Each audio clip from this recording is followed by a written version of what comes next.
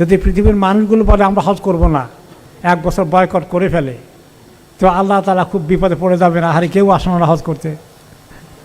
আল্লাহ তাআলা মানুষের হজ করার, মানুষের ইবাদতের মুখাপেক্ষী নন। হজটা একটা স্পেশাল ইবাদত, কোনো জায়গায় করা যায় না, ওই এক জায়গায় মক্কা শহর আল্লাহর ঘর, সেখানে ছাড়া।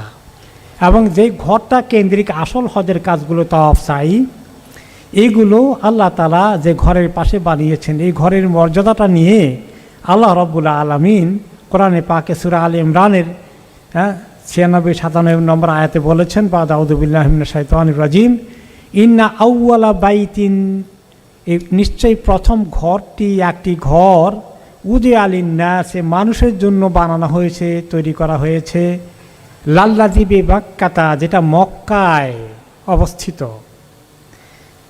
বাক্কা মানে মাক্কা, মুবারাকান, এটা অনেক বরকতে পরিপূর্ণ, ওয়া হুদাল লিল আলামিন, এবং বিশ্ববাসীদের জন্য যেখানে হেদায়েতের ব্যবস্থা রয়েছে।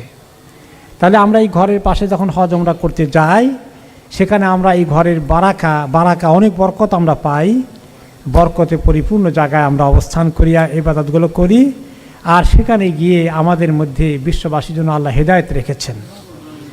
তো হেদায়েতের অর্থ হচ্ছে, আপনি দেখবেন যাদের কিসমত ভালো, মেজরিটি লোকই, কম আমল করনেওয়ালা মানুষও হজ ওমরা করতে গেলে একটা ভালো মানসিকতা নিয়ে ফেরত আসে, ঠিক কি না? তার ভিতরে একটা পজিটিভ ভাইব তৈরি হয়েছে, দিনের ব্যাপারে, ইবাদতের ব্যাপারে আগ্রহ সৃষ্টি হয়েছে। এটা ওই ঘরের বরকতের কারণে আল্লাহ ওই ঘরের মধ্যে হেদায়েতের ব্যবস্থা রেখেছেন, কোরআনে ডিক্লেয়ার করে দিয়েছেন। এই আগ্রহ করে আমরা যাব যে আল্লাহ আপনি যে এখানে এই বরকতের ঘর রেখেছেন, যেখানে আজ গেলে আপনি হেদায়েত দেন, আল্লাহ এই ঘরে এসেছি আমি, আল্লাহ আপনি আমাকে হেদায়েত দিয়ে আমাকে হেদায়েতের পূর্ণতা দিয়ে আমাকে ফেরত নিয়ে যান, এই তামান্না করব যখন ওখানে থাকি। এবং ঘরের পরিচয় আল্লাহ তাআলা আরও তুলে ধরলেন পরবর্তী আয়াতে, ফিহি আয়াতুম বাইয়িনাতুম মাকামু ইব্রাহিম, এই ঘরের মধ্যে তার আশেপাশে অনেক সুস্পষ্ট নিদর্শনগুলো আছে, আল্লাহর অনেক নমুনা নিদর্শন সেখানে আছে, কুদরতের নিশানা আছে। মাকামু ইব্রাহিম অন্যতম নিদর্শন, যে মাকামে ইব্রাহিম দিয়ে দাঁড়িয়ে তিনি আল্লাহর ঘরের দেওয়াল তৈরি করেছেন পাথরের উপরে পাথর রেখে, সেই মাকামে ইব্রাহিম আছে। এছাড়াও আরও অনেক আয়াতুন, বহুবচন ব্যবহার করেছেন, অনেক নিদর্শন আছে। তার মধ্যে জমজমের পানি অন্যতম নিদর্শন, তাই না?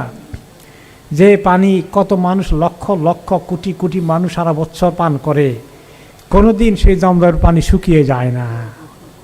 এরকম আরেকটি কুয়া কি পৃথিবীতে কোনো জায়গায় হতে পারে? এত মানুষ পানি খাওয়া শুরু করলে, নেওয়া শুরু করলে, শুধু খায় না তো, বাকেট ভর্তি করে করে বিভিন্ন দেশে নিয়ে যাচ্ছে। তো এটা অন্যতম একটি নিদর্শন, যেগুলো সব আল্লাহর কুদরতের অনেক কিছু সেখানে আছে। এগুলো দেখে যেন আল্লাহর প্রতি আমাদের ঈমান আরও বহুগুণ বেড়ে যায়। প্রত্যেকটা জিনিস দেখে দেখে ওই খেয়াল করে করে অর্জন করা। ওয়ামান দাখালাহু কানা আমিনা, যে এখানে প্রবেশ করবে আল্লাহ তাকে নিরাপত্তা দান করবেন। সেখানে কেউ হারিয়ে গেলেও দেখবেন একসময় আপনি রাস্তা ভুলে গেছেন, টেন্ট আপনার টেন্ট চিনতে পারছেন না, একটু সময় পরে একটু কষ্ট হয়েছে, কিন্তু আপনি একদম হারিয়ে যাবেন না, রাস্তা সবসময় বের হয়ে যাবে। আপনাকে গাইড করা হবে, কোনো এক জায়গায় আপনি ঠিকমতো পৌঁছে গেছেন। ওয়ালিল্লাহি আলান নাস হিজ্জুল বাইতি মান ইসতাতা ইলাইহি সাবিলা, এই হজের কথা আল্লাহ বললেন যে আল্লাহর জন্য হজ করা মানুষের উপরে ফরজ।